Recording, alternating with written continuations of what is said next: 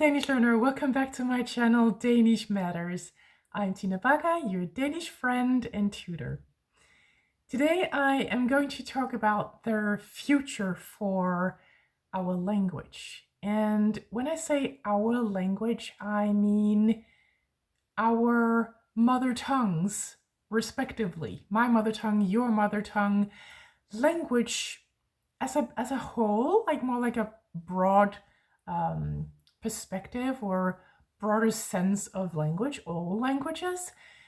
But then again, not all languages, because I am going to mostly think about languages that are kind of closest to Danish.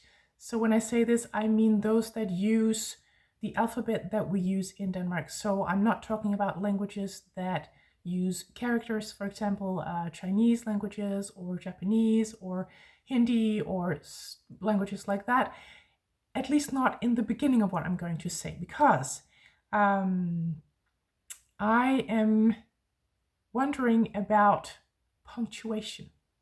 And I don't know how punctuation works in languages that don't have the alphabet that we have in Denmark. So you can write that in the comments. I would be very curious to know, actually, but I just don't know how that works. So I can't really talk about those languages. But that's what I'm going to start with when I talk about the future for our language. Because I have noticed that young people and young people in my own life, when they write, so now I'm talking about writing, they don't use any punctuation, almost never. They don't use commas, they don't use full stops, they rarely, sometimes, but rarely use question marks.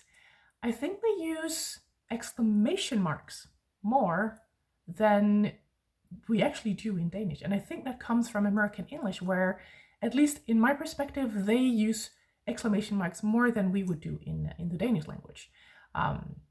Those punctuation markers, signs, would be called komma in Danish, just with a K, and punktum, punktum, for a full stop, and spørgsmålstegn. Tegn means a sign. Spørgsmålstegn, that's a question mark, and udråbstegn, that's the exclamation mark. Udråb means sort of like yelling out.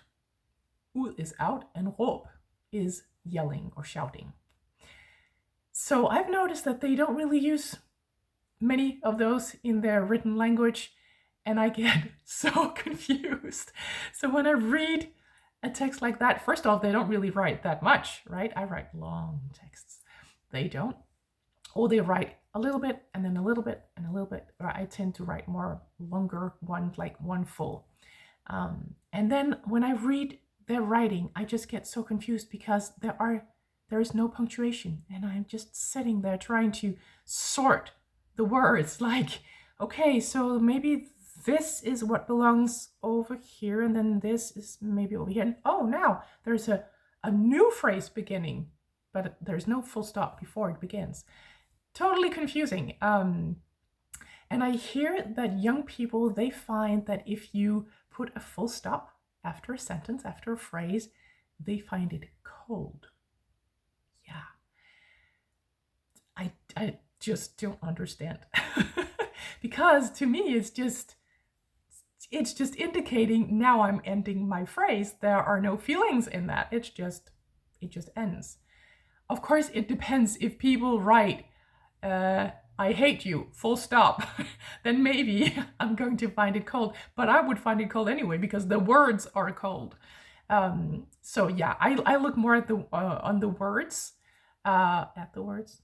You can correct me, my prepositions here in the comments. See, my English is not perfect.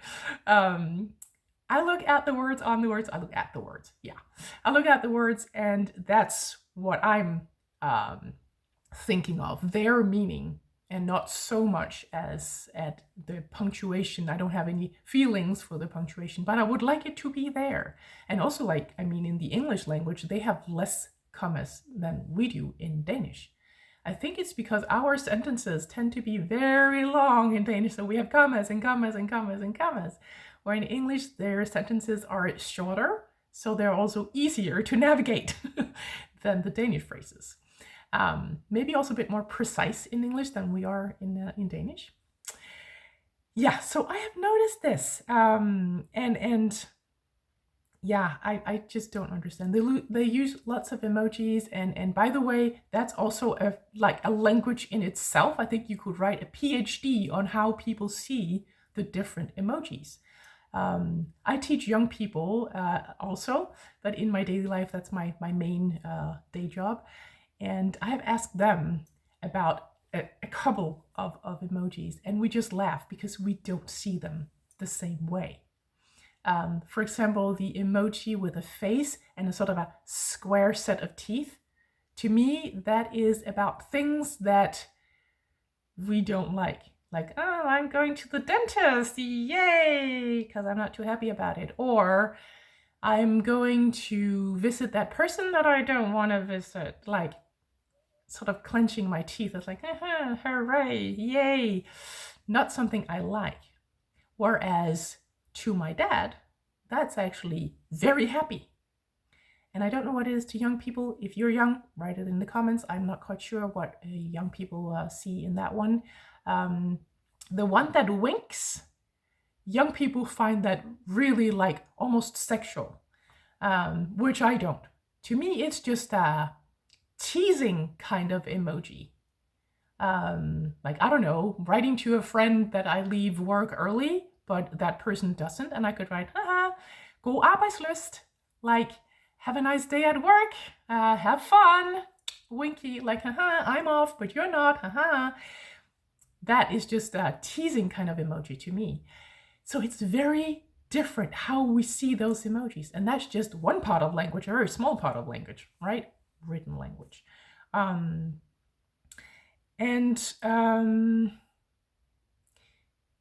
Yeah, I'm just looking at my notes. I have to have notes for this one. That's also another thing about YouTube videos, right? If you're used to cut, and people not looking down, people not saying and and I do. So my videos are slower than most videos you're going to watch. And that's just a choice. I like to balance out the efficiency of the world, and everything has to be fast, and yeah. So that's how my videos are, yeah. I hope that most people still find them okay. Then something new has entered our language sphere, you could call it, and that is AI. And I find it difficult to find out what I think about AI. When I say AI, I'm mainly talking about their like chatbots and co-pilots and what they're called, right? That kind of AI, because there are also all kinds of other AI with image and picture manipulation, all of that. I'm not talking about that right now. I'm mostly talking about where you can write like language, yeah? I mean, let's take a step back. I am nearly 50. That means that I grew up with the notion that if you wanted knowledge, you would either watch the news on TV. You could actually read news on TV as well. Text TV, it was called. I don't know if that even exists anymore. You could read newspapers and you could read books. That was sort of what it was. You can listen to the radio, of course, also, right? That was the media that we had. So if I was going to write an assignment, or if I was just interested myself in my personal life in a topic, I would go to the library. And I would first off maybe talk to a librarian. I would like to find a book about this or that, or I'm looking for this specific book. Could you help me? And then maybe the librarian would show me that there were actually 10 books on this topic. And I would have to sort of quickly find out, do I want to borrow all of them? Probably not. It depends, of course, on the sort of scale of the assignment, but probably not. And I would sort of have to quickly find out, okay, this one is about, that's not my area in this topic, because of course the topic has subtopics, right? And I would sort of like quickly find out, okay, these three, maybe they're interesting. I would take them out. I would probably open them and look at the table of content, and I would quickly skim like, not that chapter, not that. Oh, that chapter, maybe that's interesting. That one and that one as well. So there are actually 3 chapters in this book that might be interesting to me. Okay, I'm going to borrow this one, right? It took a while. I would look in the next 2 ones that I have picked and see. And maybe they wouldn't do, maybe they would both do, but I would have to sort of look inside them to find out, right? I would borrow them, I would go home, and then this skimming part would start all over, because if it wasn't a book that I would read from start to finish, I would still have to sort of sort the topic. Like, okay, so it was chapter 12 through 15 that I was going to be interested in, or that I'm interested in. I would read those to get my knowledge, to get my info, so that I could do my assignment, right? It took a while. Maybe I would even have to order books and wait for them. We still do that today.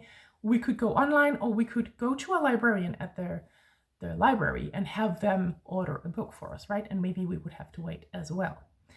But that was what we did. Then came the internet.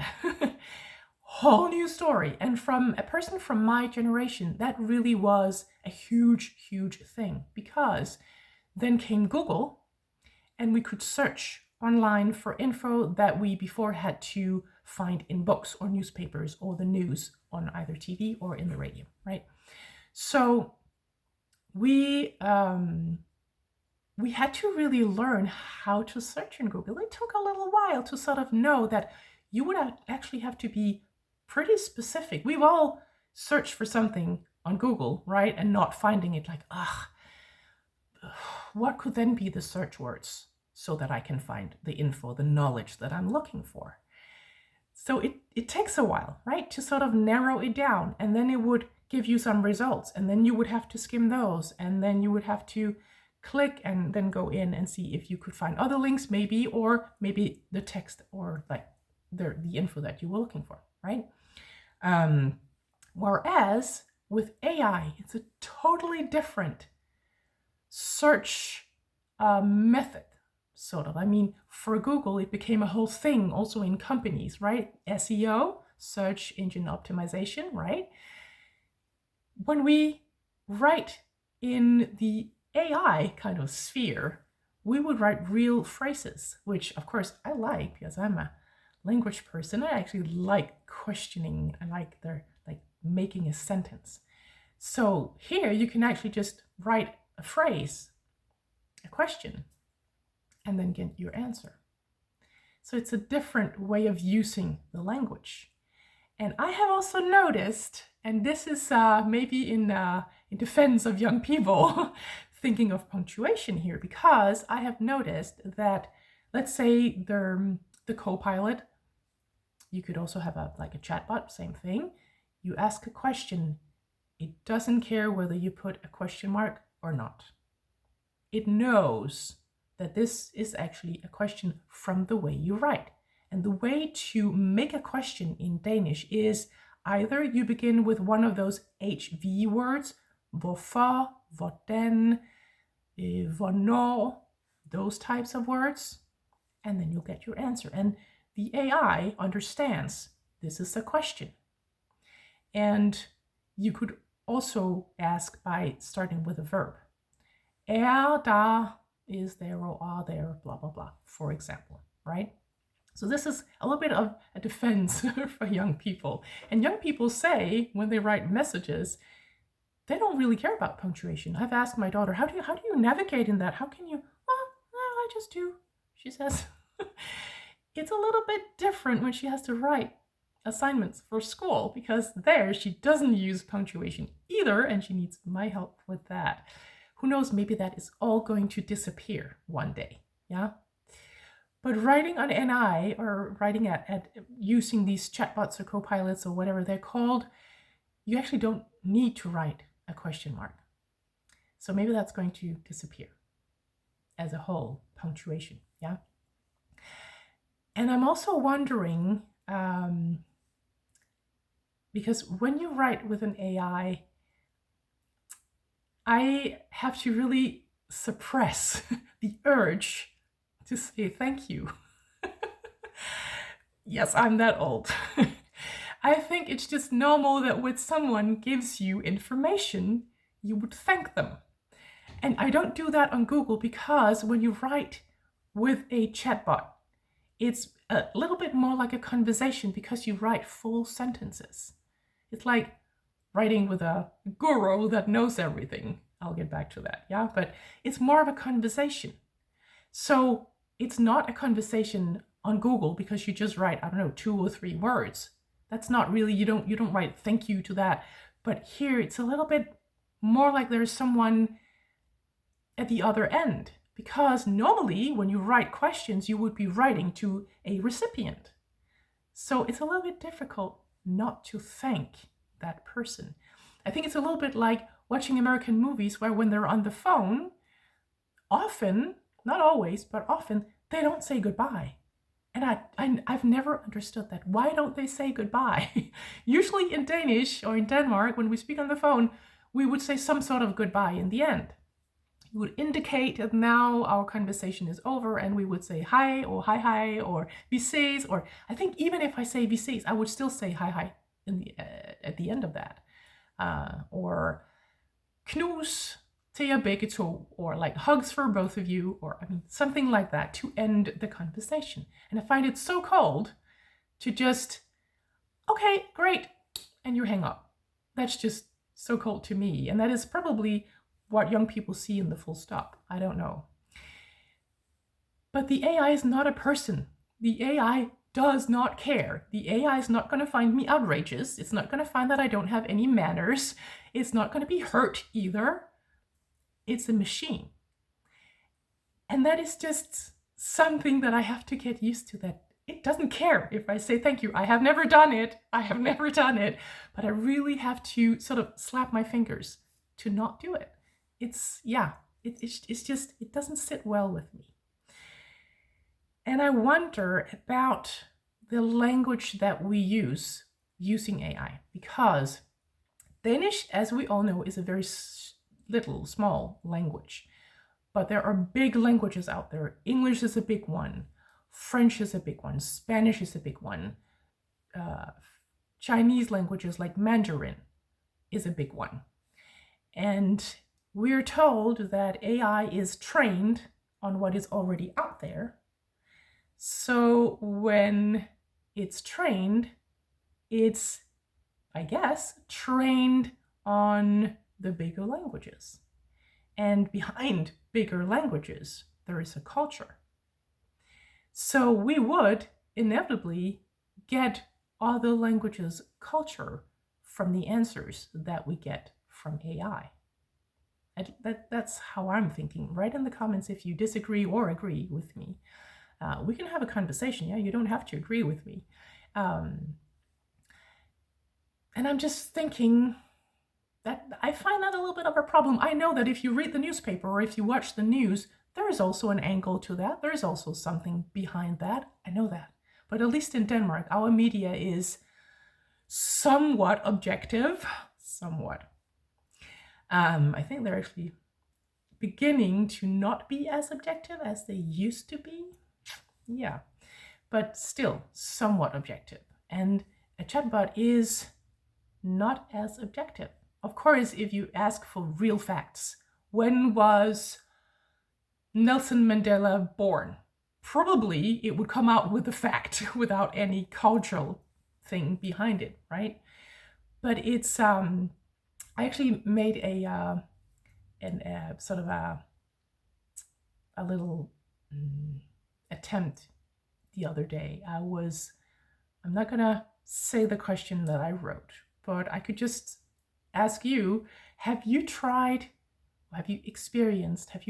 to write a rather radical question to the chatbot or the copilot or whatever it's called that you're using, and then gotten an answer back that you weren't happy about because it was so loaded with negative connotations or just loaded with like not being objective. That's the answer that I got from the question that I asked. That shocked me a little bit because I had a black and white opinion about what I was asking.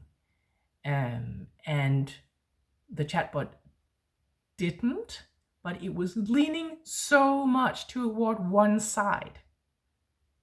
And that scared me because it was the other side that I was leaning against. I think you get the idea, right? So what is that going to do to the language that we get out, the info that we get out? Because info is also language, right? The words that people use, they are loaded with opinions and meanings and cultural clues.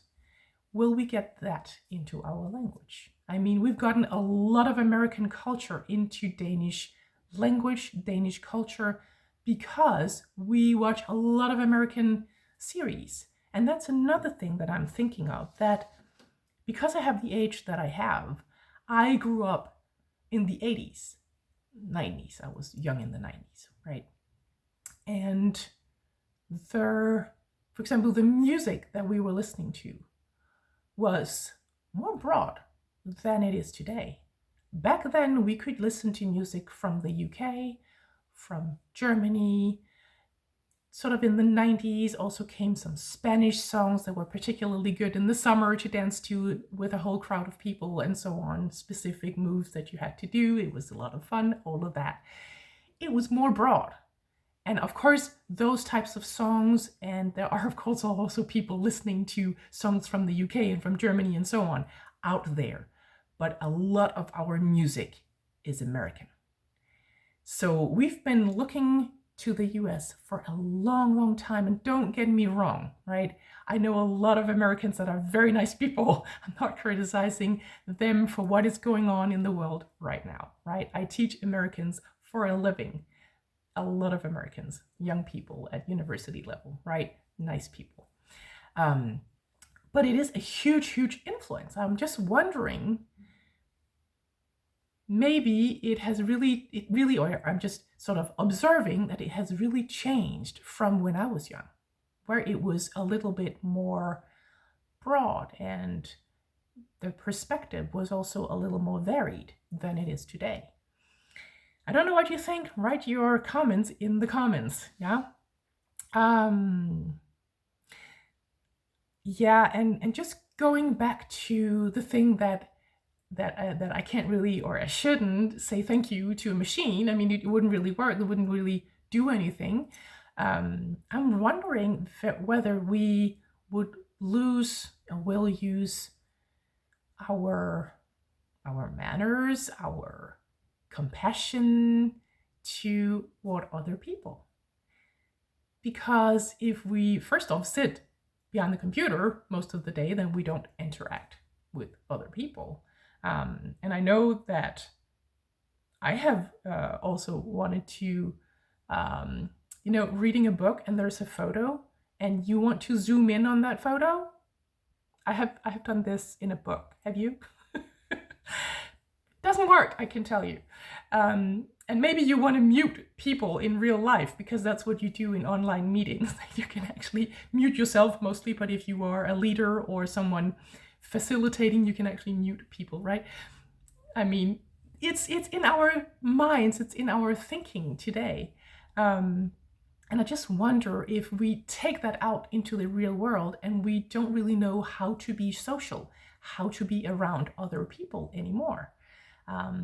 Thinking about the library again, I grew up with a librarian that you could actually go to and you could say, oh, I would like to find a book with this and that, about this and that, and the library would find the book or books for me, check it in, I would go home, read it, come back, and the librarian would also check out my book.